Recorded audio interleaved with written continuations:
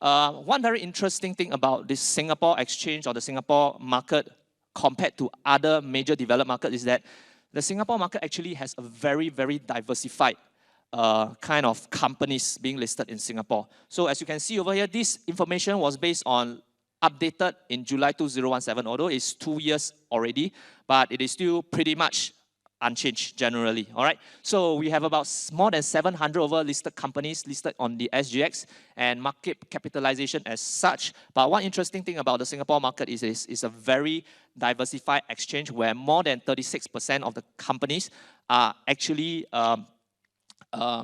has exposure or are companies that are not actually based from Singapore, which means that you actually get a very diversified access to the companies from different parts of the world when you look at just Singapore Stock Exchange itself. Compared to other exchanges like Hong Kong, London, Nasdaq, most of them has about less than 20%, okay, of their companies listed there being outside of the United States or outside of their native country.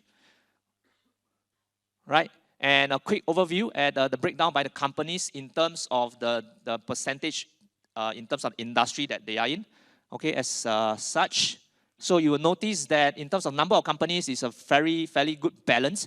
But in terms of market capitalization, you will realize that financials is actually one of the biggest component of those companies listed on the SGX. And that is also one of the reasons why Singapore is considered as one of the financial markets or the financial economies around the world, other than places like New York, London, or Tokyo, all right? And I think based on what is happening to Hong Kong right now, I think very soon we'll take over Hong Kong if this continues as well.